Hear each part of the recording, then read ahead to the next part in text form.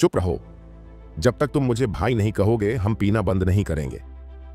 लेकिन मैं। चुप रहो, शराब पी रहे हो अभी।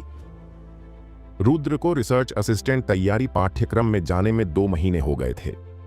उस समय में उसने साधना में होने वाली कमियों और निचले क्षेत्रों में उसे किन बातों का ध्यान रखना है इसके बारे में और अधिक सीखा।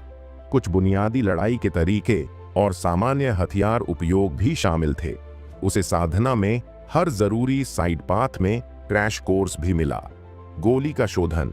दवा बनाने वाले लोग प्राकृतिक चीजों को मिलाकर गोलियां बनाते हैं जो एक साधक की ताकत को बढ़ाती है।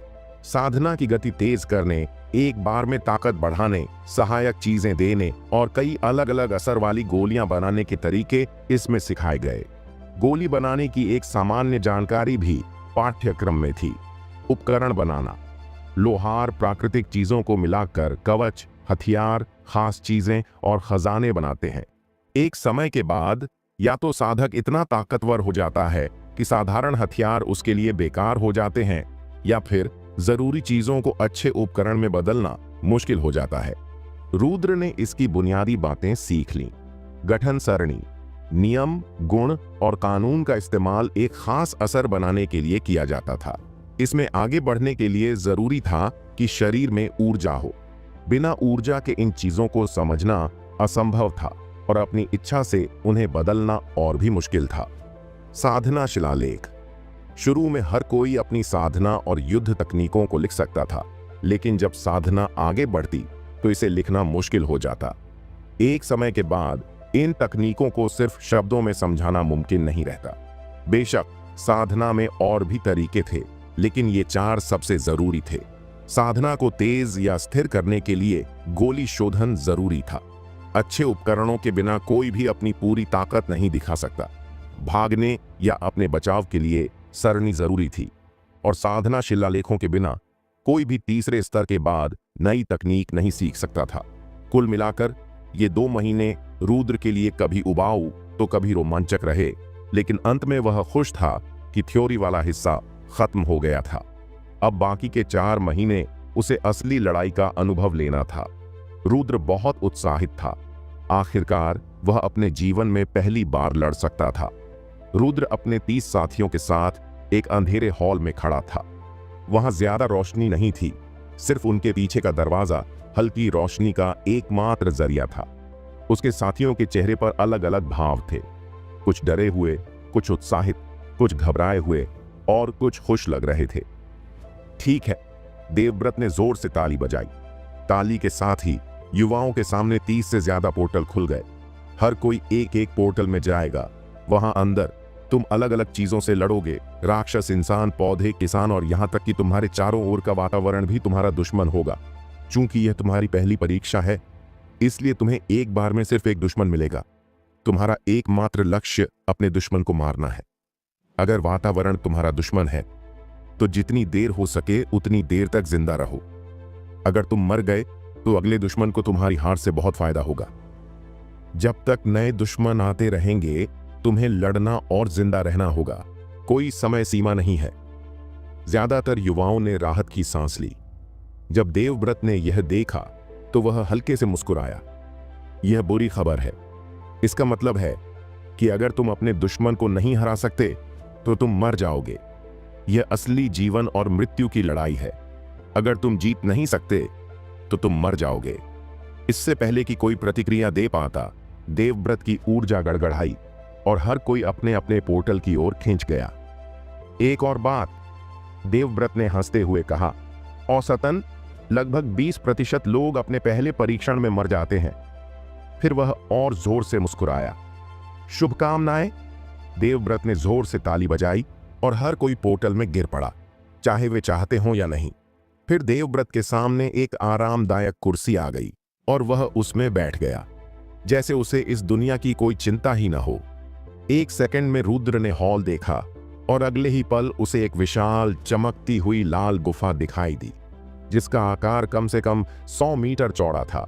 गुफा में मौजूद पत्थर और दीवारें ऐसी लग रही थीं जैसे पिघल रही हों, लेकिन किसी कारण से उन्हें उनसे कोई गर्मी महसूस नहीं हुई। सौभाग्य से दीवारों की लाल रोशनी ने पूरी गुफा को हल्की रोशनी से भर दिया। गुफा के दाईं ओर उसे कई हथियारों का एक रैक दिखाई दिया। उसने भाले, तलवारें, कृपाण, डंडे, कुल्हाड़ी, पोलेक्स, हथौड़े, खंजर और बहुत कुछ देखा। हर हथियार काले पत्थर से बना था। उसने उपकरण बनाने की अपनी बुनियादी शिक्षा के आधार पर समझ लिया कि ये सभी हथियार पूरी तरह से शून्य पत्थर से बने थे। शून्य पत्थर निचले स्तरों के लिए बहुत मजबूत होता है, लेकिन इसे हथियार के रूप में इस्तेमाल करना बेवकूफी थी, क्योंकि यह किसी भी चीज की ऊर्जा को सोख लेता था, फिर चाहे वह उसका उपयोग करने वाला ही क्यों ना हो। सौभाग्य से रुद्र अभी तक ऊर्जा का उपयोग नहीं कर सकता था, इसलिए उसे इसकी चिंता नहीं करनी थी। रुद्र तुरंत हथियार लेने के लिए दौड़ा। देवव्रत के शब्द अब भी उसके दिमाग में गूंज रहे थे। वह सच में यहां मर सकता था। कुछ मिनट पहले उसे लग रहा था कि यह बस एक अभ्यास है, लेकिन अब उसकी सोच बदल गई थी। लड़ाई का जोश धीरे धीरे डर और घबराहट में बदल रहा था। उसने जल्दी से बाकी हथियारों को छोड़ दिया और कृपाण उठा ली। रुद्र ने अपने पाठों में विभिन्न हथियारों के बारे में सीखा था, लेकिन उसे हमेशा से लगता था कि कृपाण उसके लिए सबसे सही है। तलवार एक संतुलित हथियार थी और सबसे लोकप्रिय भी, लेकिन इसमें कृपाण जैसी मारक शक्ति नहीं थी। तलवार दोनों ओर से वार कर सकती थी, लेकिन दोनों तरफ धार होने के कारण उसका वजन हल्का रखना पड़ता था। रुद्र को तलवार से ज्यादा कृपाण घुमाना सहज और संतोषजनक लगता था। अचानक उसके सामने करीब 20 मीटर की दूरी पर एक चमकीली बैंगनी रोशनी दिखी। रोशनी तुरंत गायब हो गई और उसने देखा कि वहां एक कछुआ था। उसी पल हथियारों का रैक भी गायब हो गया। जाहिर था अब वह लड़ाई के बीच में अपना हथियार नहीं बदल सकता था। उसने जो चुना वही उसे इस्तेमाल करना था। कछुआ सिर्फ 1 मीटर ऊंचा था, लेकिन उसका सिर बेहद डरावना लग रहा था। गहरे लाल रंग के सख्त शल्क उसके सिर को ढंके हुए थे और कुछ जगहों पर वे प्राकृतिक ब्लेड की तरह नुकीले बाहर निकले हुए थे।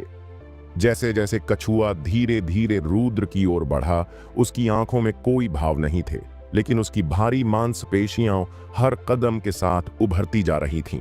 रुद्र की सांसें तेज हो गईं। उसने अपनी कृपाण को कसकर पकड़ा। यही था उसकी पहली लड़ाई। वह पूरी ताकत से चिल्लाया और कछुए की ओर दौड़ा।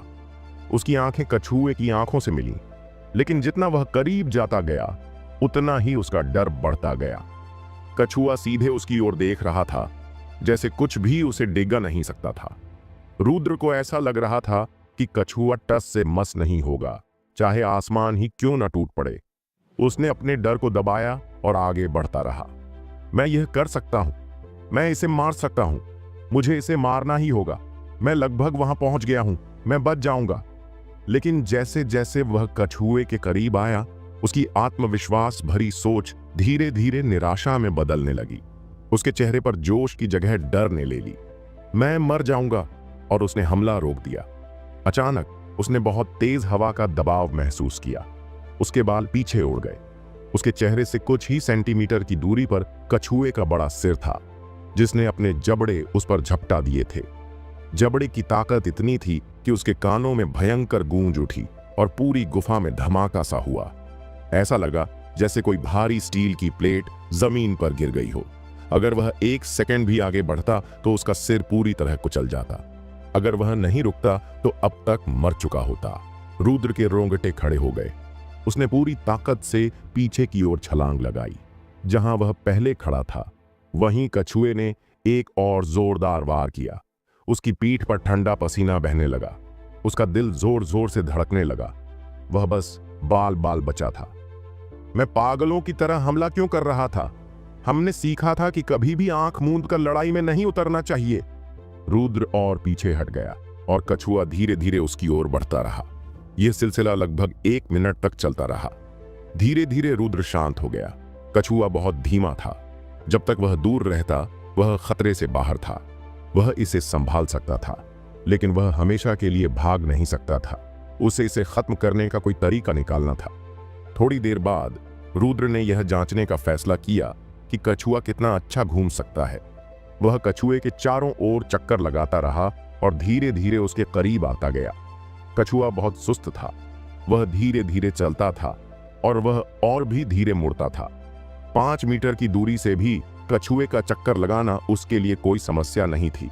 रुद्र को एहसास हुआ कि इस कछुए के बारे में एकमात्र खतरनाक चीज उसका घातक काटना था। यह समझकर वह और ज्यादा आत्मविश्वास से भर गया।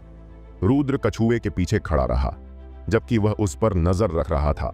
जब वह कछुए की नजर से दूर चला गया तो उसने उस पर नजर रखने के लिए अपना सिर दूसरी तरफ घुमा लिया।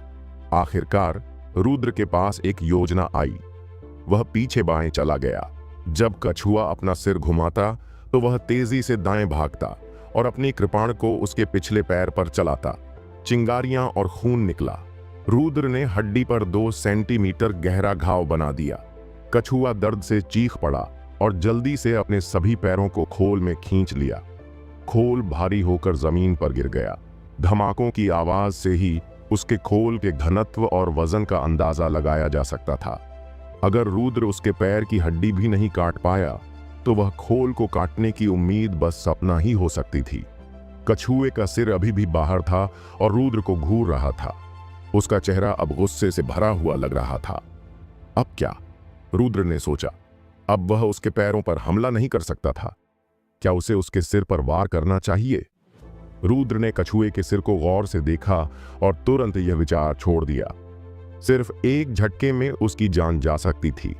इसके अलावा उसके सिर पर मौजूद सख्त शल्क उसके पैरों की तुलना में और भी ज्यादा मजबूत लग रहे थे। रुद्र फिर से दूसरी तरफ कूद गया ताकि कछुआ उसे देख न सके। उसने घुटने टेके और दूसरी तरफ के पैर के छेद में कृपाण घोंप दी। उसे महसूस हुआ कि कृपाण ने वार किया, लेकिन घाव ज्यादा गहरा नहीं हुआ। वह इस स्थिति में अपनी पूरी ताकत नहीं लगा सकता था और कृपाण छुरा घोंपने के लिए नहीं बने थे। फिर भी कछुआ एक बार फिर दहाड़ा और रुद्र के विपरीत दिशा में 2 पैर बाहर निकल आए। उसने जमीन पर जोर से लात मारी और उसका खोल 45 डिग्री घूम गया। उसी समय उसका सिर रुद्र की तरफ झपटा। रुद्र ने तुरंत पीछे की ओर छलांग लगा दी। वह बस बाल बाल बचा था। अगर वह थोड़ा भी देर करता तो कछुए के जबड़े उसे जकड़ चुके होते। उसके जबड़े फिर से पूरी गुफा में गूंज उठे। रुद्र ने गहरी सांस ली। यह बहुत खतरनाक था। तो कछुआ इस तरह की चाल भी चल सकता था। कछुआ इस बात से गुस्से में था कि वह चूक गया। वह गुस्से में जोर जोर से दहाड़ने लगा और रुद्र पर झपटने लगा, भले ही वह उसकी पहुंच से बाहर था। जाहिर था अब वह बेहद नाराज था। उसने पूरी ताकत से उसकी ओर दौड़। हालांकि कछुए की दौड़ इंसानों के हिसाब से अभी भी धीमी थी। रुद्र को उसके चारों ओर घूमने में कोई परेशानी नहीं हो रही थी। इसके अलावा कछुए की इस पागल दौड़ ने उसके पैर के घाव को और भी ज्यादा गंभीर बना दिया। अब ज्यादा खून बह रहा था। रुद्र को कोई जल्दी नहीं थी। उसे बस कछुए से थोड़ा तेज चलना था और वह सुरक्षित था। उसकी ताकत भी ज्यादा नहीं खर्च हो रही थी। दूसरी ओर कछुआ खून से लथपथ था और लगातार बिना सोचे समझे भाग रहा था। रुद्र को बस इंतजार करना था। कुछ मिनट बाद कछुआ धीमा पड़ गया। उसके मुंह से भारी सांसें निकलने लगीं। गुफा की जमीन पर खून की एक धार फैल चुकी थी। रुद्र ने मौका देखा और कछुए के पीछे कूदकर उसके पहले से घायल पैर पर फिर से वार किया। कछुए ने तुरंत अपना पैर वापस खोल में खींच लिया। अब वह मुझसे सतर्क हो गया है। वह अब रुद्र को हल्के में नहीं ले रहा था। वह दोबारा वही गलती नहीं करेगा। रुद्र ने उसके पैरों पर 2 बार और हमला करने की कोशिश की, लेकिन हर बार कछुआ तेजी से प्रतिक्रिया देता और वह सफल नहीं हो पाया। यह लड़ाई अब बहुत ज्यादा थकाने वाली और निराशाजनक हो गई थी। कछुआ सच में एक असली कछुआ बन चुका था, धीमा और पूरी तरह से बचाव में। रुद्र ने गुस्से में अपना सिर रगड़ा। वह कुछ और सोचने की कोशिश कर रहा था, जबकि कछुआ उसे एक ऐसी नजर से घूर रहा था जो अगर नजरें मार सकती तो वह कब का मर चुका होता। अब कोई और रास्ता नहीं था। मुझे उसके सिर पर वार करना होगा। रुद्र ने गहरी सांस ली, कछुए की पीठ की ओर दौड़ा और उसके भारी खोल पर छलांग लगा दी। कछुआ तेजी से बाएं दाएं ऊपर और नीचे हिलने लगा। उसके जबड़े लगातार घूम रहे थे और 1-2 बार तो वह लगभग रुद्र की उंगलियां चबा ही डालता। रुद्र ने जैसे तैसे खुद को खोल पर टिकाए रखा। उसने अपनी पकड़ तब तक बदली जब तक कि वह कछुए के सिर के करीब नहीं पहुंच गया। जब कछुए को लगा कि वह रुद्र को इस तरह गिरा नहीं सकता तो उसने अपना तरीका बदल लिया। वह अब बाएं दाएं झूलने की बजाय आगे पीछे हिलने लगा। रुद्र जान बचाने के लिए पूरी ताकत से उसके खोल को पकड़कर लटका रहा था। थोड़ी देर बाद उसने महसूस किया कि कछुआ बाईं दाईं तरफ झूलने में उतना अच्छा नहीं था, लेकिन आगे पीछे जाने में ज्यादा तेजी से हिल रहा था। 2 बार तो वह लगभग अपना संतुलन खो ही बैठा था। रुद्र की आंखें चमक उठीं।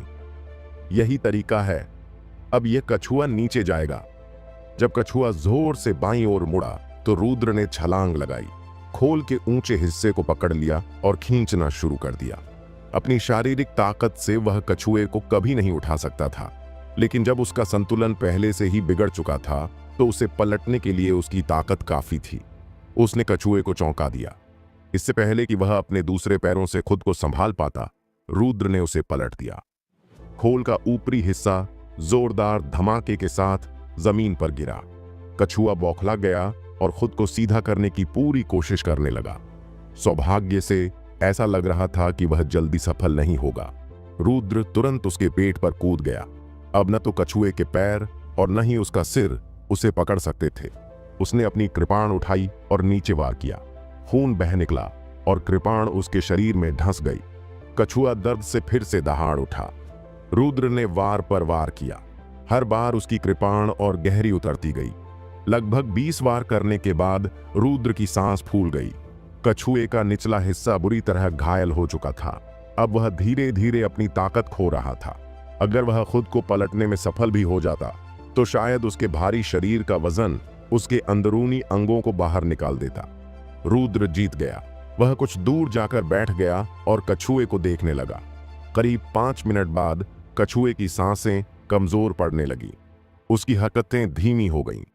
भले ही कछुआ उसे मारने की कोशिश कर रहा था, लेकिन एक धीमी मौत मरते हुए जानवर को देखना रुद्र के लिए आसान नहीं था।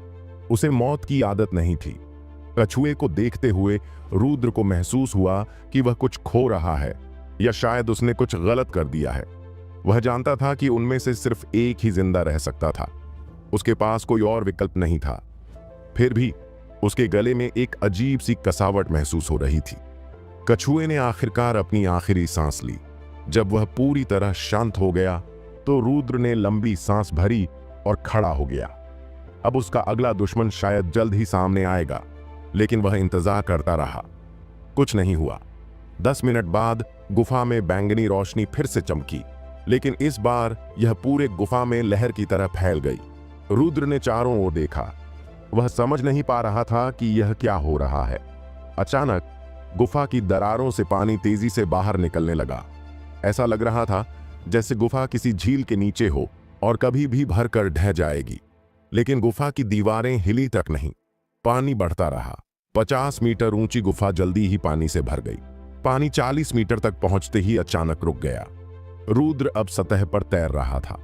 उसने अपनी आंखें संकरी कर लीं। शायद यह उन चुनौतियों में से एक है जहां खुद माहौल ही दुश्मन होता है, उसने सोचा। अचानक हवा तेज हो गई। पानी में बड़ी बड़ी लहरें उठने लगीं। शुरुआत में रुद्र आराम से तैर रहा था, लेकिन धीरे धीरे लहरें इतनी तेज हो गईं कि सतह पर बने रहना मुश्किल हो गया। जैसे जैसे लहरें बढ़ीं, हालात बिगड़ने लगे। अब ऊपर रहना और सांस लेना भी मुश्किल होता जा रहा था। कुछ करना होगा वरना मैं डूब जाऊंगा। एक मौका पाते ही उसने गहरी सांस ली और पानी के नीचे चला गया। जैसे ही वह सतह के नीचे पहुंचा, लहरों का असर खत्म हो गया। नीचे सब कुछ शांत था। रुद्र ने खुद को शांत किया और ऊपर की ओर देखा। ऊपर लहरें बेकाबू थीं, लेकिन नीचे पानी स्थिर था। शायद यही सही तरीका है इस हालात से बचने का, उसने सोचा। जितना हो सके उतनी कम ताकत खर्च करनी होगी। अगर वह सतह पर बना रहता तो शायद जिंदा रहता, लेकिन उसकी सारी ऊर्जा खत्म हो जाती। उसने यह भी जांचा कि वह कितनी देर तक अपनी सांस रोक सकता है। जल्दी ही उसे समझ आ गया कि 5 मिनट तक कोई दिक्कत नहीं होगी। आखिरकार अब उसका शरीर पहले से कहीं ज्यादा मजबूत हो चुका था। इस एहसास के बाद उसने खुद को शांत किया और अपनी आंखें बंद कर लीं। वह जितना हो सके उतना आराम करने की कोशिश करने लगा। कभी कभी हाथों से खुद को पानी में बनाए रखता, लेकिन ज्यादातर समय खुद को बहने देता। धीरे धीरे उसे पानी में एक अजीब सी शांति महसूस होने लगी। हालांकि कछुए के साथ उसकी लड़ाई अब भी उसके दिमाग में घूम रही थी, लेकिन वह अब इतनी अहम नहीं लग रही थी। उसका शरीर ढीला पड़ गया। मुझे अगली लड़ाइयों में और सतर्क रहना होगा, उसने सोचा। हर दुश्मन इतना धीमा और भारी नहीं होगा। शायद अगली बार मुझे रणनीति बनाने और सोचने का मौका भी ना मिले। फिर अचानक उसके दिमाग में महादेव और त्रिशा का ख्याल आया। त्रिशा की बहुत याद आ रही थी। सोचते ही दिल में एक टीस उठी, लेकिन जैसे ही उसने महादेव के बारे में सोचा, एक अलग ही गुस्सा भीतर उबलने लगा। महादेव के लिए रुद्र शतरंज का एक प्यादा भी नहीं था। उसके लिए वह कुछ भी नहीं था। जब तक महादेव जिंदा रहेगा, मैं हमेशा उसकी मर्जी पर निर्भर रहूंगा। उसकी लड़ाई ने मुझे कमजोर किया होगा, लेकिन उसने खुद भी जरूर कुछ खोया होगा। अगर वह थका है तो मेरे पास भी मौका है। अगर मैं सच में चाहूं तो एक बार फिर ऐसी ही योजना बना सकता हूं। रुद्र अपने जीवन और साधना के बारे में सोचता रहा। उसने पानी के नीचे की गुफा के चारों ओर देखा। सतह के नीचे सब कुछ शांत था, कुछ भी नहीं हिल रहा था। रुद्र को लगा जैसे यह सब एक सपना था। धीरे धीरे वह भूलने लगा कि वह पानी के नीचे है। उसे ऐसा महसूस होने लगा जैसे वह हवा में उड़ रहा हो। वह नीचे फर्श पर सिमट गया। उसे बिल्कुल भी दबाव महसूस नहीं हो रहा था। उसकी नजर मरे हुए कछुए पर गई। अचानक उसने खुद को उस सबसे अलग थलग महसूस किया, जैसे उसका उससे कोई लेना देना ही न हो। साधना की दुनिया में यही जीवन था। जीवन और मौत की स्थितियां आती रहेंगी। आप क्या चाहते हैं, इससे कोई फर्क नहीं पड़ता। रुद्र ने एक लंबी सांस ली। अजीब बात यह थी कि उसके मुंह से कोई बुलबुले नहीं निकले। अब तक रुद्र पूरी तरह भूल चुका था कि वह पानी के अंदर है। बिना सोचे समझे उसने सांस ले ली। पानी उसके फेफड़ों में भर गया, लेकिन उसे कोई फर्क नहीं पड़ा। और भी अजीब बात यह थी कि पानी उसकी सांस लेने की जरूरत को कम कर रहा था। रुद्र ने इस पर ध्यान नहीं दिया। उसे यह भी एहसास नहीं हुआ कि अब उसे अपने हाथों से खुद को नीचे रखने की जरूरत नहीं थी। ऐसा लग रहा था कि वह पानी के अंदर था ही नहीं। वह कछुए के पास गया और उसे उठा लिया। पानी के अंदर सब कुछ हल्का था। रुद्र उसे लेकर गुफा की दीवार तक गया और नीचे रख दिया। फिर वह वापस बीच में चला गया और आंखें बंद करके बैठ गया। लाश अब पीछे थी। अब आगे देखने का समय था। रुद्र चुपचाप वहीं बैठा इंतजार करता रहा। करीब 2 घंटे बाद पानी धीरे धीरे कम होने लगा। रुद्र ने अपनी आंखें खोलीं और खड़ा हो गया। कुछ अलग महसूस हुआ। उसे पहले ही एहसास हो गया था कि वह पानी में सांस ले सकता है। उसे नहीं पता था कि यह कैसे संभव है, लेकिन उसने तय किया कि जब यह सब खत्म हो जाएगा तो वह देवव्रत से पूछेगा। अभी ज्यादा जरूरी चीजें थीं। जब पानी पूरी तरह गायब हो गया तो कमरे के बीच में बैंगनी रोशनी फिर से चमकी। इसके गायब होते ही रुद्र ने सामने देखा। एक पहाड़ी शेर खड़ा था। उसकी ऊंचाई कछुए के बराबर थी। उसके पूरे शरीर पर मोटी बेजरंग की फर थी। 2 लाल आंखें उसे घूर रही थीं। कोई देरी नहीं हुई। पहाड़ी शेर ने तेजी से हमला कर दिया। रुद्र जितना तेज था वह भी उतना ही तेज था। रुद्र ने अपनी कृपाण संभाली और वहीं खड़ा रहा। डर इस बार भी था, लेकिन अब वह इसे काबू में रखना जानता था।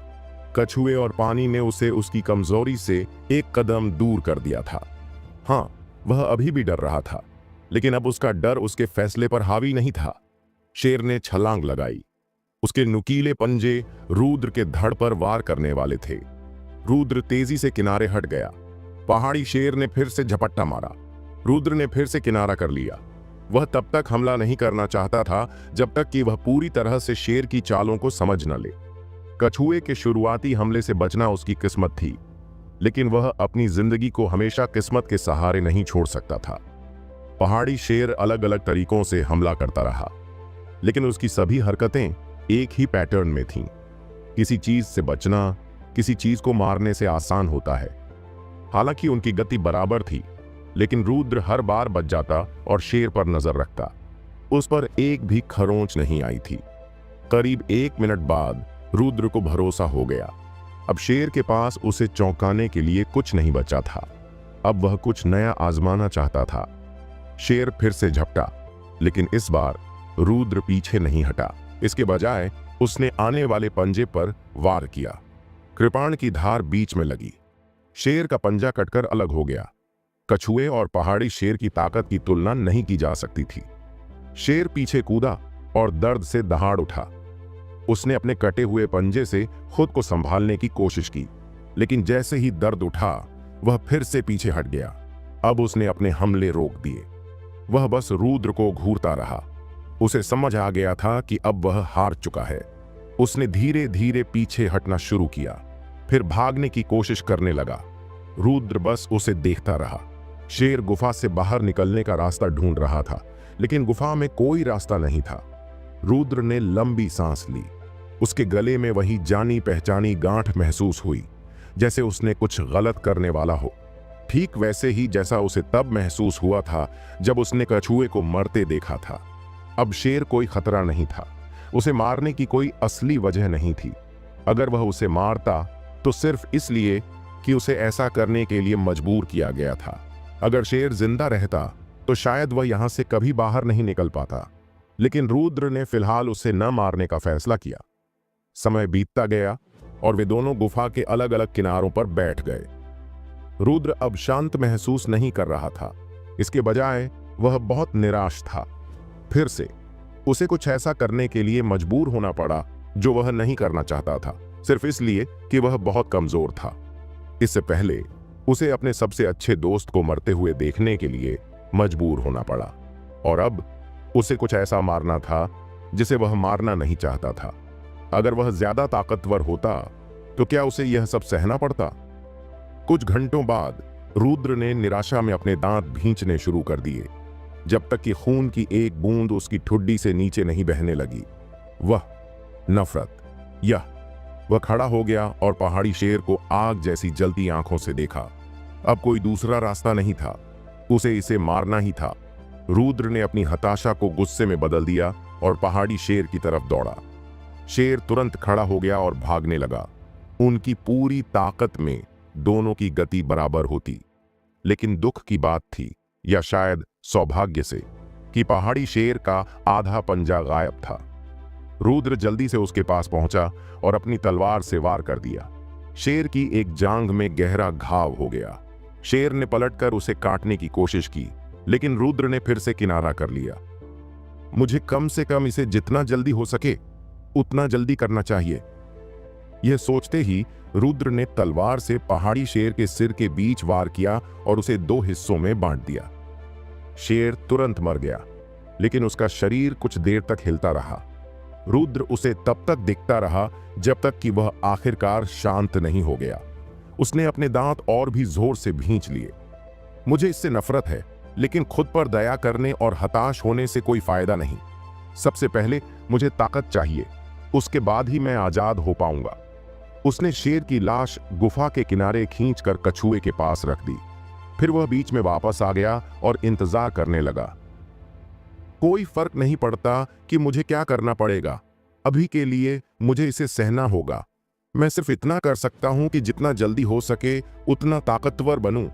लेकिन जब बैंगनी रोशनी फिर से चमकी और गायब हो गई तो रुद्र की निराशा कई गुना बढ़ गई।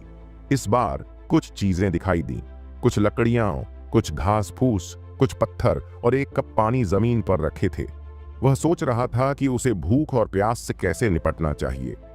ऐसा लग रहा था कि हर 2 चक्रों में उसे पानी और खाना मिलेगा। वे कमीने, रुद्र गुस्से से उबल रहा था। आखिरी चीज जो भेजी गई थी वह एक छोटा सफेद खरगोश था, जो बस उत्सुकता से इधर उधर देख रहा था। मुझे समझ में आता है कि अपना खाना खुद मारना क्यों जरूरी है, लेकिन समय इतना घटिया क्यों था? उसने खरगोश को नजरअंदाज किया और लकड़ियों से आग जलाई। खरगोश को पकाने के बजाय उसने कछुए का एक हिस्सा भून लिया। बिल्ली का मांस सख्त और रेशेदार था, कछुए का स्वाद ज्यादा अच्छा था। अच्छे खाने के बाद वह खरगोश को इधर उधर उछलते हुए देखता रहा। शायद वह कुछ खाने के लिए ढूंढ रहा था, लेकिन गुफा में खाने लायक कुछ भी नहीं था। वह या तो भूखा मर जाएगा या फिर उसे मारना ही पड़ेगा। रुद्र ने लंबी सांस ली। शायद इसे जल्दी खत्म कर देना चाहिए। वह खड़ा हुआ और खरगोश को उठा लिया। उसने जल्दी से उसके सिर को पकड़ा और खींचकर उसे धड़ से अलग कर दिया। वह चाहता था कि खरगोश जल्दी से बिना तकलीफ मरे। उसे नहीं पता था कि उसकी गर्दन को आसानी से और बिना दर्द के कैसे तोड़ा जाए। यह सबसे अच्छा तरीका है, उसने सोचा। अब उसे भूख नहीं थी। उसने खरगोश की लाश बाकी लाशों के पास रख दी। धीरे धीरे गुफा की रोशनी कम होने लगी। अब केवल एक हल्की सी रोशनी बची थी। शायद यह सोने का इशारा था। यह ट्रेनिंग लंबी चलेगी, सोना जरूरी था। 30 मिनट तक इंतजार करने के बाद उसे यकीन हो गया कि अभी कोई और राक्षस नहीं आएगा। वह गुफा के एक कोने में गया और लेट गया। नींद आना मुश्किल था, लेकिन 1 घंटे बाद थकान ने उसे घेर लिया। वह बेहोश हो गया, तलवार को अपने बाजुओं के बीच दबाए हुए। अगली लड़ाई, रुद्र का अगला प्रतिद्वंद्वी एक छोटी तलवार पकड़े हुए गहरे रंग की मानवीय छाया थी। यह उससे धीमी और कमजोर थी, लेकिन फिर भी इसे हराना आसान नहीं था। छाया बहुत चालाक थी। हर बार वह रुद्र को किसी न किसी तरह चौंका देती थी। यह पहली लड़ाई थी जहां रुद्र को बैठकर रणनीति बनाने का समय नहीं मिला। हर बार जब उसे लगा कि उसे कोई रास्ता दिख रहा है, तो छाया ने तुरंत जवाबी हमला किया, जैसे कि उसने सब कुछ पहले से ही सोच रखा हो। रुद्र के शरीर पर कई जगह घाव हो गए। अगर उसके अंग और खून को ठीक नहीं किया गया होता तो वह अब तक खून से लथपथ हो चुका होता। सौभाग्य से ठीक हुए अंग और खून शरीर की रिकवरी को बहुत तेज कर देते हैं, खासकर जब बाकी शरीर ठीक न हुआ हो।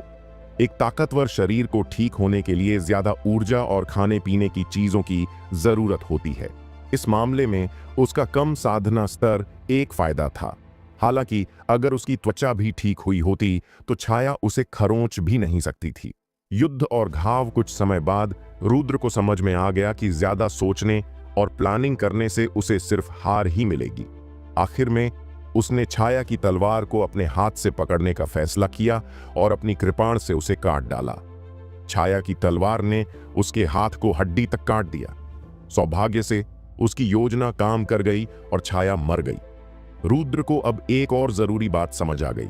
जिंदा रहने के लिए कभी कभी चोट खाना भी जरूरी होता है। नई चुनौती, उसके हाथ को फिर से सही होने में कम से कम 1 दिन लगेगा। इसलिए उसने अगले मुकाबलों में सिर्फ एक हाथ से लड़ने का फैसला किया। अगला प्रतिद्वंद्वी एक चीता था। उसकी रफ्तार रुद्र से ज्यादा थी, लेकिन बाकी सब चीजों में वह कमजोर था। पहाड़ी शेर को मारने के अनुभव की वजह से चीता जल्दी ही हार गया। भले ही रुद्र सिर्फ एक हाथ से लड़ रहा था, इससे कोई फर्क नहीं पड़ा। गैंडे से मुकाबला, लेकिन अगला प्रतिद्वंद्वी मुश्किल साबित हुआ। एक गैंडा।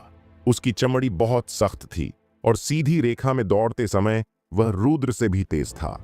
सौभाग्य से कछुए से लड़ने का अनुभव काम आया। रुद्र ने जल्दी ही समझ लिया कि गैंडे को मुड़ने में परेशानी होती है। लड़ाई लंबी चली, क्योंकि एक हाथ से कृपाण चलाना मुश्किल था और गैंडे की चमड़ी बहुत मोटी थी। कुछ घंटों बाद रुद्र को एक अजीब लेकिन कारगर तरीका सूझा। उसने अपनी कृपाण गैंडे की गांड में घुसा दी। यह सुनने में अजीब लग सकता था, लेकिन यह सबसे अच्छा तरीका था। गैंडे की रफ्तार धीरे धीरे कम हो गई और उसका बहुत खून बहने लगा। कुछ देर बाद वह आखिरकार मर गया। मौत की लड़ी अगले 2 दुश्मनों के साथ भी कुछ नया नहीं था। रुद्र ने जल्दी ही उन पर काबू पा लिया। इसके बाद उसे फिर से खाना और पानी मिला। इस बार खाना एक जिंदा हिरण का बच्चा था। रुद्र ने उसे जितना हो सके उतनी जल्दी और बिना दर्द के मार दिया। फिर उसने कुछ गैंडे का मांस खाया। अब तक वह दुश्मनों के पैटर्न को समझ चुका था। हर दुश्मन में सिर्फ 1 या 2 ताकतें थीं, जिनमें वह रुद्र से बेहतर था। लेकिन हर दुश्मन में कोई ना कोई बड़ी कमजोरी थी जिसका फायदा उठाया जा सकता था। यह पूरी लड़ाई शायद लड़ाई की ट्रेनिंग थी। संभावना थी कि इससे शोधकर्ताओं को अलग अलग तरह के विरोधियों से लड़ने की आदत हो जाती और वे कमजोरियों को जल्दी पहचान सकते थे। नए दौर की शुरुआत इसी तरह लड़ाई और आराम के कुछ और चक्र बीत गए। अब रुद्र चीजों को अच्छी तरह समझ चुका था। जैसे जैसे वह अनुभवी होता गया और उसका हाथ ठीक हुआ, उसने हर चुनौती को पार कर लिया। उसे नहीं पता था कि कितना समय बीत चुका था, लेकिन कम से कम 2 हफ्ते तो हो ही चुके थे। हर गुजरते चक्र के साथ अगले आराम से पहले 2 और लड़ाइयां जुड़ती जा रही थीं। रुद्र ने अपनी कृपाण से उस विशाल मेंढक को 2 हिस्सों में काट दिया। फिर उसने उसे उठाकर शवों के पहाड़ पर फेंक दिया, जो अब काफी बड़ा हो चुका था। मेंढक का स्वाद बकवास होता है, उसने बेमन से कहा। अब तक वह मारने की आदत डाल चुका था। उसने अपनी स्थिति को स्वीकार कर लिया था। अब बस ताकत ही उसे बचा सकती थी। तूफान की शुरुआत बैंगनी रोशनी फिर से चमकी, लेकिन इस बार यह गुफा के ऊपर से बह रही थी, जैसे कोई लहर। रुद्र ने अपनी आंखें सिकोड़ लीं। शायद यह कोई और मुश्किल परीक्षा होगी, उसने सोचा। जैसे ही उसने सोचा, हवा तेजी से चलने लगी। कुछ ही देर में हवा इतनी तेज हो गई कि रुद्र की आंखें खुली रखना भी मुश्किल हो गया। जल्दी ही यह एक भयंकर तूफान में बदल गई, और फिर एक बवंडर। अगर उसने कुछ नहीं किया तो हालात और भी खराब हो सकते थे। उसने जमीन में अपनी कृपाण घोंप दी ताकि खुद को रोका जा सके, लेकिन खटखट, कृपाण बिना कोई असर डाले उछल गई। रुद्र ने भौहें चढ़ा लीं। बकवास! बवंडर और भी ताकतवर हो गया। अब वह खुद को जमीन से टिकाए नहीं रख सका। वह हवा में उछल गया और जोर जोर से घूमने लगा। अब तक वह सांस ले पा रहा था, लेकिन यह धीरे धीरे मुश्किल होता जा रहा था। और फिर थॉम्प! तूफान ने उसे जोर से दीवार से टकरा दिया। पूरा शरीर दर्द से जल उठा। सौभाग्य से सिर्फ उसका कंधा टूटा। लेकिन बुरी खबर यह थी कि तूफान अभी खत्म नहीं हुआ था। अब वह हवा में इधर उधर उछल रहा था। उसने खुद को बचाने के लिए आसपास की दीवारों पर ध्यान देना शुरू किया, लेकिन इससे बच पाना इतना आसान नहीं था। थॉम्प! जब वह नजदीकी दीवारों और छत को देख रहा था, तो उसने अपने आसपास के माहौल को देखना भूल गया। उसकी लाशों के पहाड़ की एक लाश उसके ऊपर गिर गई। सौभाग्य से इस बार कुछ भी नहीं टूटा। उसे सिर्फ हल्की चोटें आईं। दर्द और तनाव की वजह से वह लाशों के बारे में भूल गया। उसने चारों ओर देखा और पाया कि सभी शव हवा में घूम रहे थे। इससे चीजें और भी मुश्किल हो गईं, और यह मदद नहीं कर रहा था कि वह तेजी से दूसरी दीवार की तरफ जा रहा था। तूफान के साथ बहना, उसने अपने शरीर को ढीला छोड़ा और लुढ़क कर टकराने के असर को कम करने की कोशिश की। लुढ़कना थोड़ा अजीब था, फिर भी उसे चोट लगी, लेकिन इस बार यह बस हल्की चोट थी।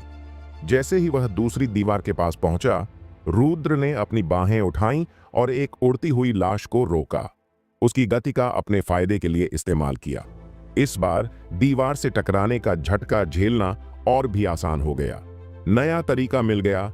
रुद्र ने लाशों का सहारा लेना जारी रखा। अब वह दीवारों से टकराने पर खुद को ज्यादा अच्छे से संभाल पा रहा था। कुछ ही मिनटों में वह पूरी तरह शांत हो गया। उसे अब यह सब समझ आने लगा था। वह अब और चोट नहीं खा रहा था। उल्टा, अब वह यह भी समझने लगा था कि लाशें या दीवारें कब उसकी तरफ आएंगी। ऐसा लग रहा था कि वह तूफान की लय को महसूस कर सकता है। धीरे धीरे उसे यह समझने के लिए लाशों को देखने की भी जरूरत नहीं पड़ी। वह बस इसे महसूस करने लगा। तूफान का हिस्सा ऐसा लग रहा था जैसे तूफान उसे खुद बता रहा हो। रुद्र ने अपनी भौहें सिकोड़ी। यह वैसा ही लग रहा था जैसा तब जब वह पानी के नीचे था। धीरे धीरे उसे अपने चारों ओर हवा का एहसास खोने लगा। वह अभी भी हवा में था, लेकिन अब उसे कोई खतरा महसूस नहीं हो रहा था।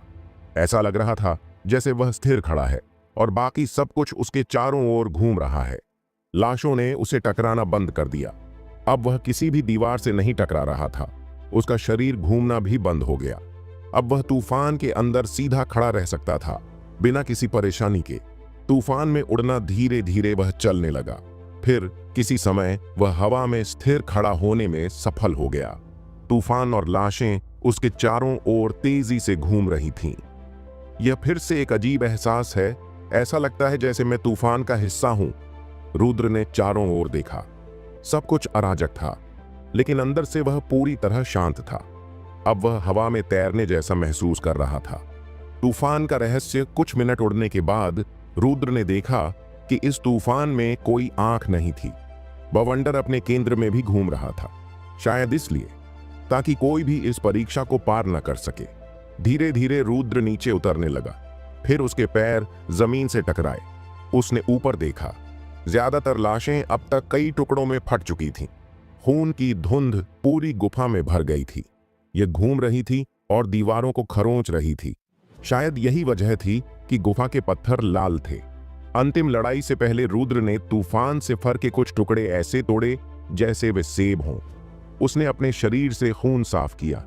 पैटर्न के हिसाब से अब एक आखिरी लड़ाई होगी। उसका कंधा अभी भी टूटा हुआ था, लेकिन वह इसकी परवाह नहीं कर रहा था। इस गुफा में हर दुश्मन एक ही स्तर पर था, बस उनकी ताकत और कमजोरियां अलग थीं। अब रुद्र को उन्हें हराने में कोई दिक्कत नहीं थी। तूफान के बाद खून की बारिश करीब 1 घंटे बाद तूफान धीरे धीरे शांत हो गया। अब खून और लाशों के टुकड़े गुफा में बरसने लगे, रुद्र के ऊपर भी। सबसे बड़ा टुकड़ा सिर्फ 10 सेंटीमीटर लंबा था। धक धक।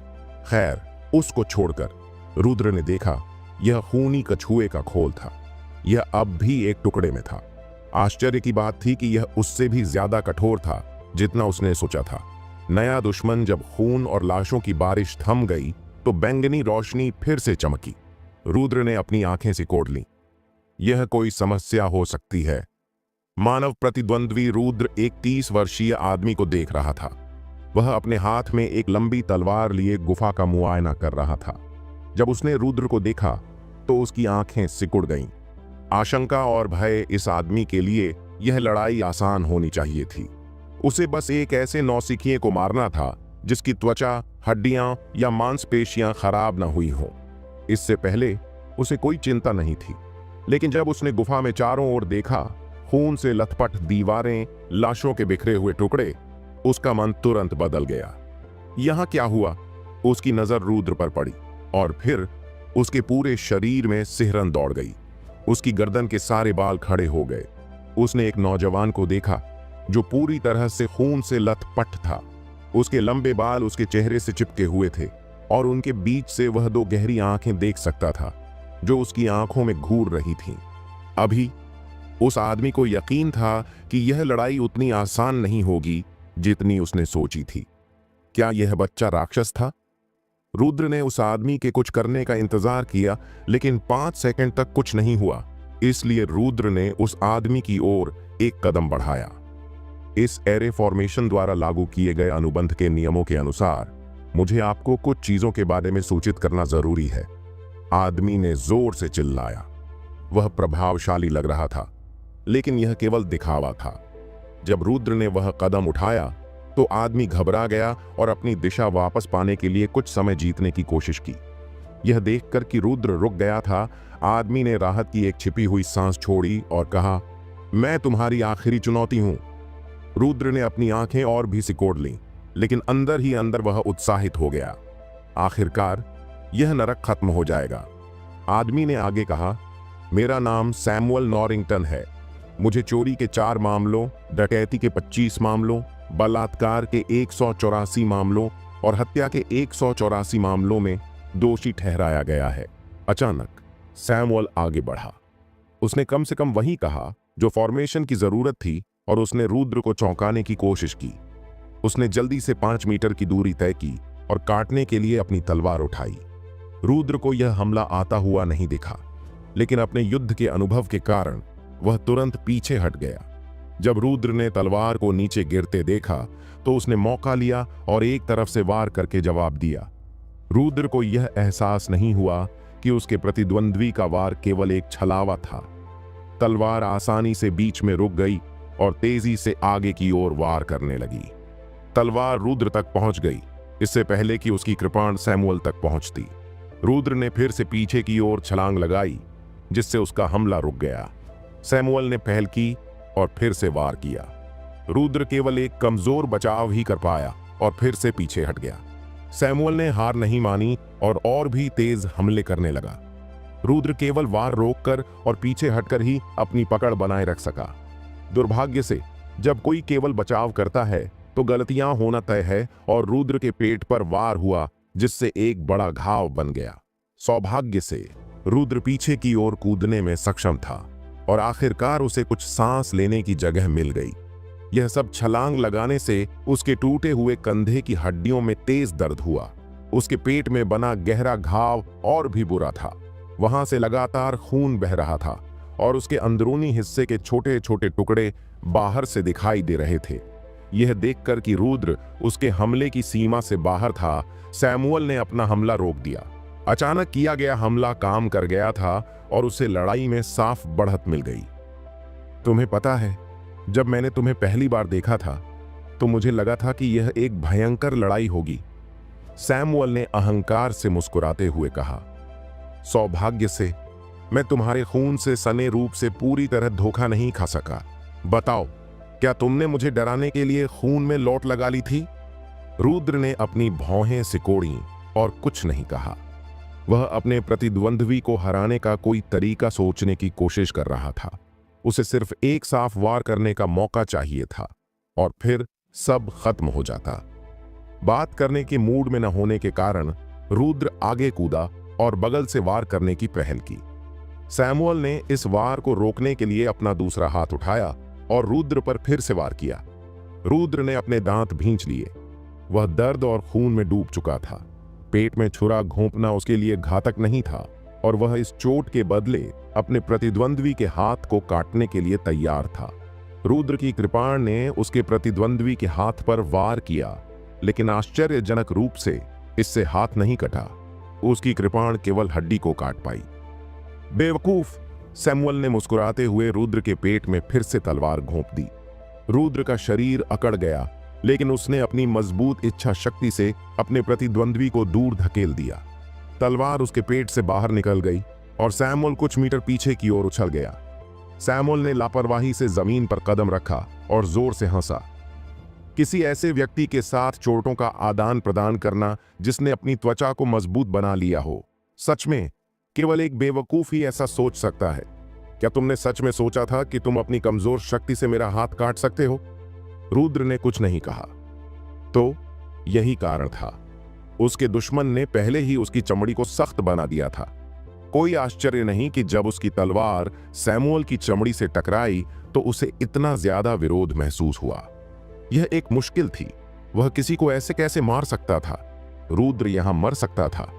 जब उसने कछुए से लड़ाई की थी तब भी उसे कोई चोट नहीं लगी थी। हालात अच्छे नहीं लग रहे थे। सैमुअल बस शांति से वहां खड़ा रहा। तुम कुछ जानना चाहते हो? क्या तुम्हें पता है कि मैंने सैकड़ों लोगों को मारा है, लेकिन हर हत्या एक जैसी क्यों लगती है? रुद्र ने कोई जवाब नहीं दिया, लेकिन सैमुअल को इससे कोई फर्क नहीं पड़ा। रुद्र को हल्की बेचैनी महसूस हुई। इससे कुछ भी अच्छा नहीं होने वाला था। ऐसा इसलिए है क्योंकि किसी को मारना शरीर पर राज करना है। सैमुअल ने अपनी तलवार की धार से अपनी छाती पर थपथपाया। जब तुम किसी को मारते हो तो तुम उसके शरीर पर जीत हासिल कर लेते हो और उसकी इज्जत को खत्म कर देते हो, लेकिन यह सिर्फ शरीर तक सीमित है। सैमुअल ने अपना हाथ उठाया और मुस्कुराते हुए अपने सिर के किनारे थपथपाया। पर आत्मा का क्या? सैमुअल ने जवाब का इंतजार किया, लेकिन कोई जवाब नहीं आया। उसने हल्की हंसी निकाली। जब तुम किसी पर पूरी तरह से काबू पाना चाहते हो तो तुम्हें उसे पूरी तरह से तोड़ना होगा। उसने अपनी तलवार उठाई और उसे रुद्र की ओर तान दिया। उन पर पूरी तरह हावी होकर तुम उनकी आत्मा पर भी कब्जा कर लेते हो। मुझे गर्व है कि मैंने जिन लोगों को मारा उन पर पूरी तरह राज किया, और मैं इस सिलसिले को जारी रखना चाहता हूं, तो मुझे उम्मीद है कि तुम्हें कोई दिक्कत नहीं होगी। सैमुअल ने अपने होंठ चाटे। अब तक रुद्र के पूरे शरीर में झुरझुरी दौड़ गई थी। उसे घिन, डर और अविश्वास का अजीब सा मिश्रण महसूस हुआ, लेकिन सैमुअल ने हार नहीं मानी। उसका पूरा अंदाज बदल गया। उसने गुस्से में अपनी मुट्ठी भींच ली और जोश और गुस्से के साथ चिल्लाया, नफरत, निराशा, डर, बेइज्जती, दर्द, तकलीफ, कमजोर लोगों की भावनाओं की किसे परवाह है? अगर मैं कमजोर होता तो यह मेरी ही गलती होती। रुद्र अब इस राक्षसी इंसान से नफरत करने लगा था। कैसा काबू! रुद्र ने तो हमेशा सिर्फ खुद को बचाने के लिए हत्या की थी। उसने कभी अपने दुश्मनों को ज्यादा तकलीफ देने के बारे में सोचा भी नहीं था। हत्या सिर्फ एक लड़ाई को खत्म करने का तरीका था, किसी पर हावी होने का नहीं।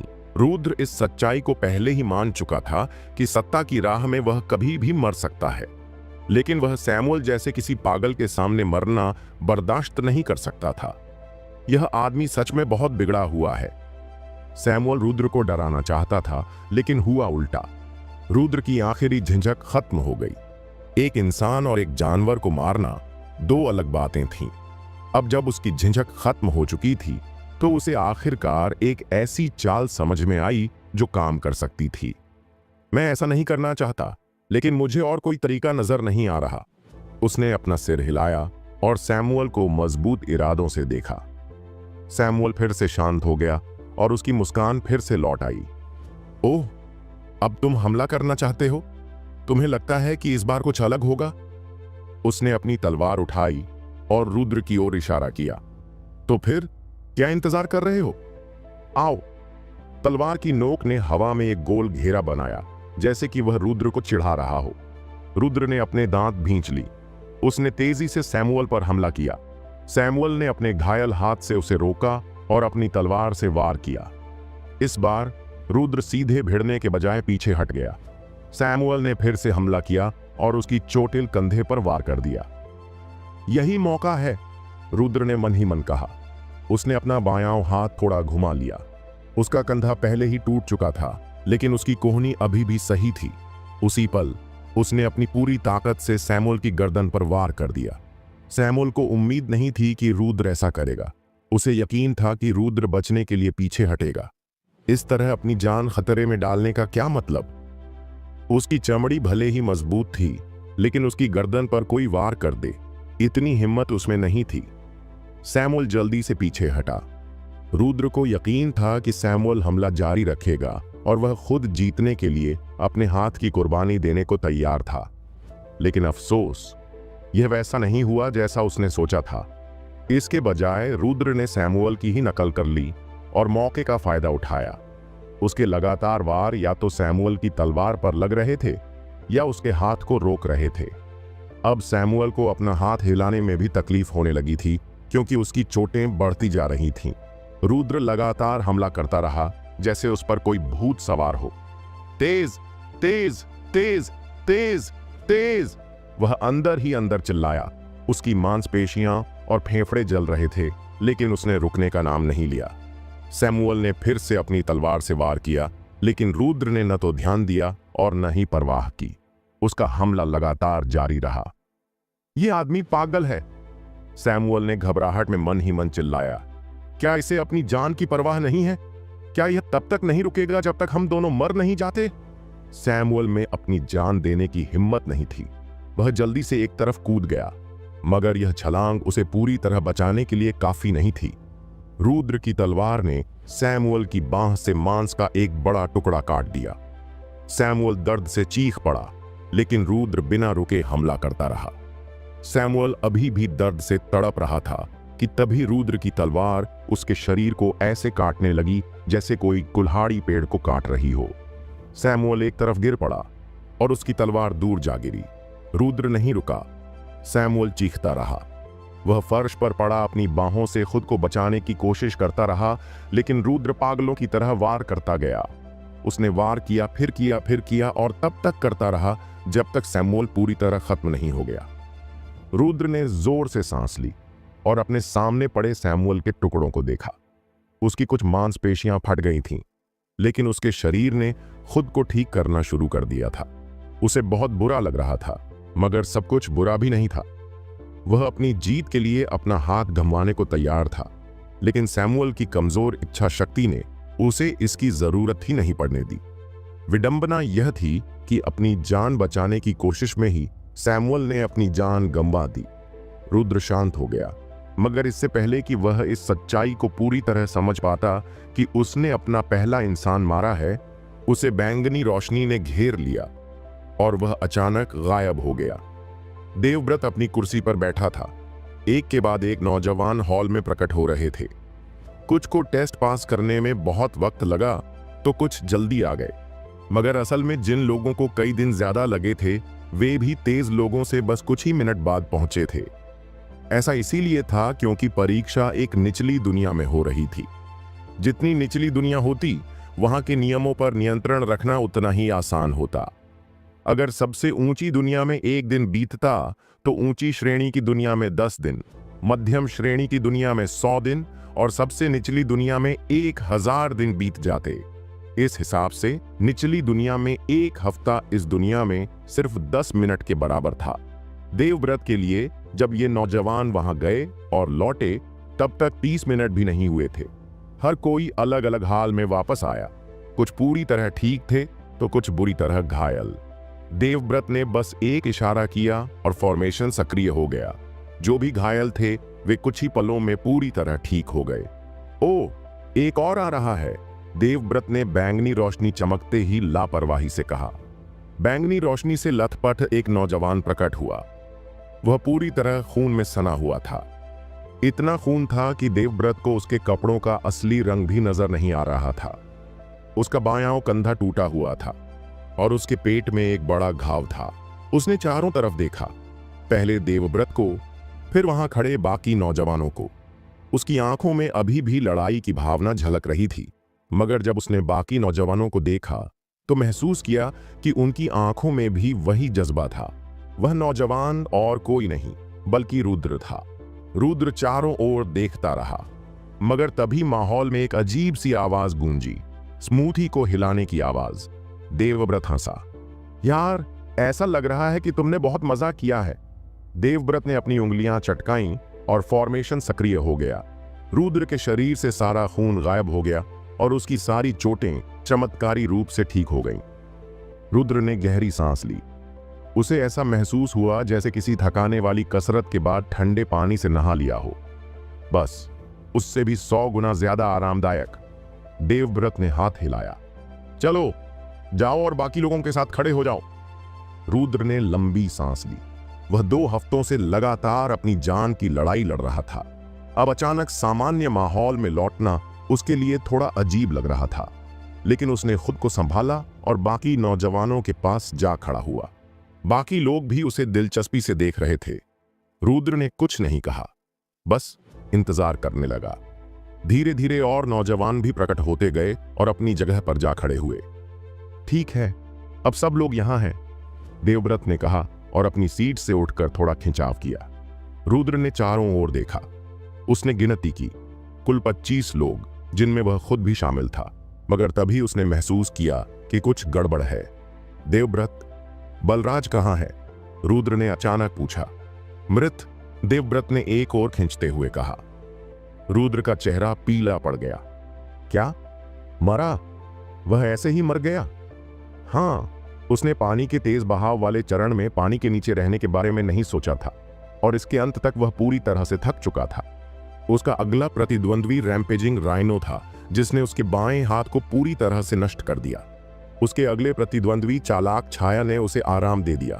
देवव्रत ने सहजता से कहा। रुद्र को घुटन महसूस हुई और वह चुप रहा। वह पिछले 2 महीनों से लगभग हर दिन बलराज के साथ बाहर जाता था। वे बहुत करीब आ गए थे और रुद्र उसे अपना सच्चा दोस्त मानता था, लेकिन बस ऐसे ही उसकी मौत हो गई। रुद्र उसे अलविदा तक नहीं कह सका। उसे तो यह भी याद नहीं था कि उसने बलराज से आखिरी बार क्या कहा था। देवव्रत ने जोर से ताली बजाई। ठीक है, लोग मरते हैं, ऐसा होता है, इससे उबर जाओ। देवव्रत ने बाकी युवाओं की ओर देखा, जबकि रुद्र ने अपने दांत भींच लिए। ठीक है, 25 बचे हैं और 7 मर गए। यह 20% से थोड़ा ज्यादा की मृत्यु दर है। यह औसत है। हालांकि देवव्रत ने रुद्र की तरफ देखा। मुझे हैरानी है कि तुम बच गए। रुद्र उलझन में था। उसका क्या मतलब था? देवव्रत ने आगे कहा, हर कोई एक ही विरोधियों से गुजरता है, लेकिन हर किसी का क्रम अलग होता है। इसलिए भले ही आप सभी ने एक ही जानवर और माहौल से लड़ाई की हो, चुनौतियों के क्रम में अंतर था। देवव्रत ने रुद्र की ओर इशारा किया। तुम खास तौर पर क्रम के मामले में बहुत बदकिस्मत थे। तुम्हारा पहला प्रतिद्वंद्वी नौसिखिया क्रशर था।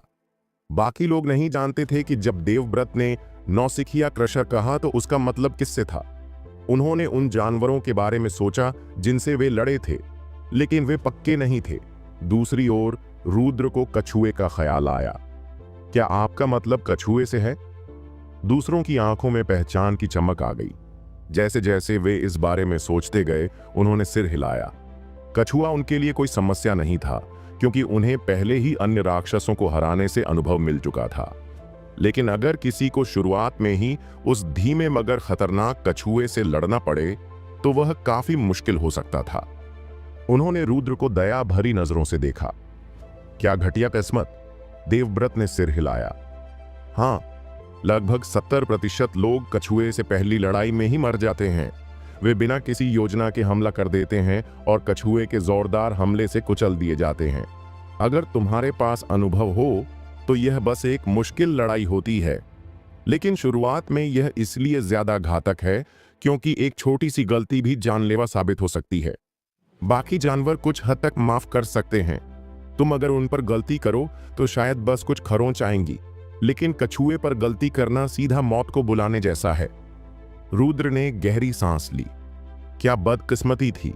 हालांकि अब उसे समझ आया कि देवव्रत का क्या मतलब था। रुद्र को कछुए से कोई चोट नहीं आई थी, लेकिन वह मरते मरते बचा था। अगर वह तब भी हमला करता रहता तो वह अभी यहां नहीं होता। ठीक है, अब समीक्षा शुरू करते हैं। आप सभी टेस्ट में बच गए और अपने प्रतिद्वंद्वियों को हरा दिया, इसके लिए बधाई, देवव्रत ने कहा, और ज्यादातर युवा राहत की मुस्कान के साथ सिर हिलाने लगे। लेकिन देवव्रत अचानक जोर से चिल्लाया और सभी ने मुस्कुराना बंद कर दिया। यह एक ऐसी चुनौती थी जिसमें एक समय में सिर्फ एक ही प्रतिद्वंद्वी तुम पर हमला कर सकता था। अब अगली बार चुनौतियों की कठिनाई बढ़ जाएगी। हालांकि पहले परीक्षण में मृत्यु दर सबसे ज्यादा थी, लगभग 20%, लेकिन दूसरे परीक्षण में भी मृत्यु दर 10% के आसपास रहती है। इसलिए जरा भी ढिलाई मत बरतो। ज्यादातर युवाओं के चेहरे लटक गए। अब जिंदगी आसान नहीं होने वाली थी। अगला टेस्ट अब से 1 महीने बाद होगा। उस वक्त तुम्हें हमेशा एक साथ 2 विरोधियों से लड़ना होगा। देवव्रत मुस्कुराया।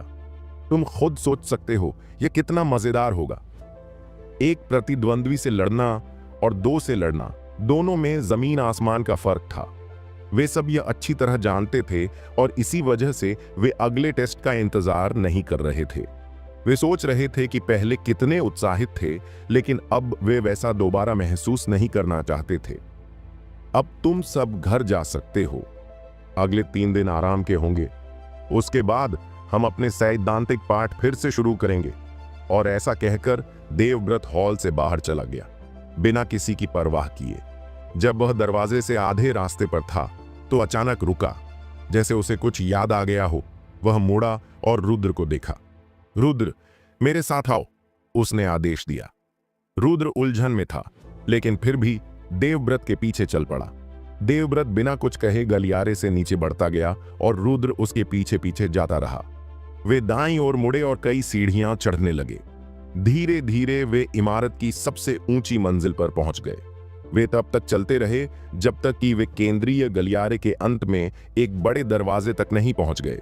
दरवाजे के पास एक बेहद खूबसूरत लड़की एक डेस्क पर बैठी थी। वह यहां है, क्या मैं अब जा सकता हूं? देवव्रत ने नाराजगी भरे स्वर में पूछा। महिला मुस्कुराई। धन्यवाद, बस इतना ही, उसने प्यार से कहा। देवव्रत ने हुंकार भरी और रुद्र को पीछे छोड़कर चला गया। महिला खड़ी हुई और दरवाजा खटखटाया। सर, वह यहां है, उसे अंदर भेजो। दरवाजे से एक प्रभावशाली आवाज आई। महिला ने दरवाजा थोड़ा खोला और रुद्र को अंदर आने का इशारा किया। वह झिनका, लेकिन अंदर चला गया। जिस व्यक्ति से वह मिलने वाला था वह शायद कोई बहुत ही बड़ा आदमी था। उसके शानदार कार्यालय को देखकर तो ऐसा ही लग रहा था।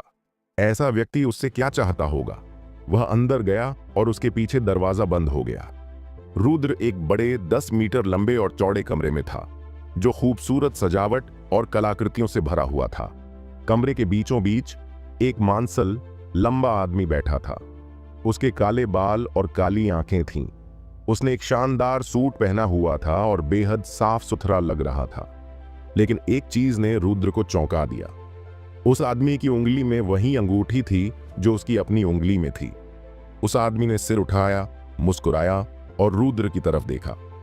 अरे छोटे भाई। छोटा भाई? रुद्र ने उलझन में पूछा। वह तो अपने भाई बहनों से कभी मिला ही नहीं था। उसे तो यह भी नहीं पता था कि उसके भाई बहन हैं भी या नहीं। वह आदमी बस मुस्कुराया। हाँ, तुम मेरे छोटे भाई हो और मैं तुम्हारा एक बड़ा भाई हूं। वह खड़ा हुआ, डेस्क के चारों ओर घूमकर आया और रुद्र के कंधे पर हाथ रखा। तुम मुझे भाई जतिन कह सकते हो। जब उसने देखा कि रुद्र अब भी उलझा हुआ लग रहा है तो जतिन हंसा। यार, ये मुझे पुराने दिनों की याद दिला रहा है। जब मैं अपने पहले भाई से मिला था तब मेरे चेहरे पर भी वही हाव भाव थे जो अब तुम्हारे चेहरे पर हैं। रुद्र ने निराश होकर नीचे देखा। मुझे खेद है, मुझे नहीं पता था कि मेरे भाई बहन हैं। पिता और मां ने कभी भी अपने दूसरे बच्चों के बारे में बात नहीं की। जैसे ही उसने यह कहा, उसे एहसास हुआ कि उसने क्या बोल दिया। उसने जल्दी से अपनी बात सुधारने की कोशिश की। वह अपने नए मिले भाई को यह एहसास नहीं दिलाना चाहता था कि उसके माता पिता को उसकी परवाह नहीं थी। नहीं, शायद उन्हें परवाह थी, लेकिन मैंने ध्यान नहीं दिया। रुद्र ने झेंपकर सिर के पीछे हाथ फेरा। सॉरी। जतिन जोर से हंस पड़ा। हाँ, चिंता मत करो। उसने फिर से रुद्र के कंधे पर ठपठपाया, यह दिखाने के लिए कि उसे कोई फर्क नहीं पड़ा। शायद तुमने ध्यान नहीं दिया, लेकिन हमारे परिवार में एक नियम है। हमें बीच में पैदा हुए बच्चे से तब तक बात करने की इजाजत नहीं होती जब तक कि वह अपना रास्ता खुद न चुन ले। रुद्र फिर से उलझ गया। बीच के बच्चे से तुम्हारा क्या मतलब है? बीच का बच्चा यानी माँ पिता का सबसे नया जन्मा बच्चा। जतिन ने रुद्र की ओर इशारा किया। तो अभी तुम हो? रुद्र ने भौहें सिकोड़ी। ठीक है, लेकिन ऐसा क्यों? और अपना रास्ता तय करने का क्या मतलब है? जतिन अपनी कुर्सी पर वापस बैठ गया और रुद्र को भी बैठने का इशारा किया। रुद्र बैठ गया। यह परंपरा पिता से आई है। वह हम सब की बहुत परवाह करते हैं और चाहते हैं कि हम बिना किसी बाहरी प्रभाव के दुनिया में अपना रास्ता खुद चुनें। केवल वही इच्छा सबसे मजबूत होती है जो दिल से आती है। अगर मान लो मैंने तुम्हें साधना करने के लिए मना लिया, तो हो सकता है कि तुम्हारा दिल इसमें न लगे। वह जुनून तुम्हारा अपना नहीं होगा, बल्कि दूसरों का थोपा हुआ होगा। और यही सबसे बड़ा फर्क है। जतिन ने आगे कहा, जहां तक अपना रास्ता तय करने की बात है, इसका मतलब है कि जब कोई इंसान अपने मन से यह तय कर ले कि उसे जीवन में क्या करना है। कुछ लोग शांति से जीना चाहते हैं, कुछ लोग साधना करना चाहते हैं, और कुछ दोनों के बीच का रास्ता अपनाते हैं। जब पिता देखते हैं कि उनका बच्चा खुद तय कर चुका है कि उसे क्या करना है, तो वह उसकी सही राह दिखाते हैं। जतिन ने अपनी कॉफी का एक घूंट लिया। तुम्हारे मामले में यह रास्ता है सबसे मजबूत बनने का। रुद्र को यकीन नहीं हुआ। तुम्हें कैसे पता कि मैं यही चाहता हूं? जतिन मुस्कुराया। क्योंकि तुम यहां हो। जतिन ने देखा कि यह जवाब रुद्र को ठीक से समझ नहीं आया, तो वह फिर हंस पड़ा। पिता ने तुम्हारे लिए सबसे कठिन रास्ता चुना है। शायद तुम्हें ऐसा न लगे, लेकिन वह हम सभी की बहुत परवाह करते हैं। अगर उन्हें यकीन न होता कि तुम पूरे दिल से मजबूत बनना चाहते हो, तो वह तुम्हें कभी भी साधना की शुरुआत सबसे नीचे से नहीं करने देते।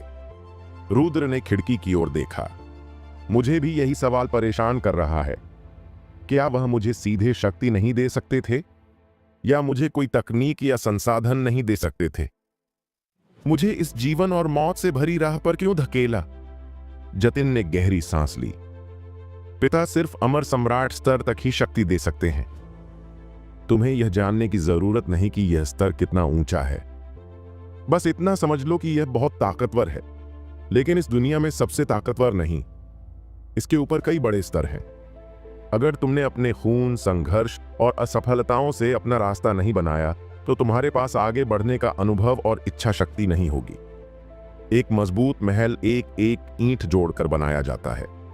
अगर तुम इसे पूरा कर भी लो, लेकिन फिर इसे कई गुना बड़ा करना चाहो, तो बिना मजबूत नींव के यह ढह जाएगा।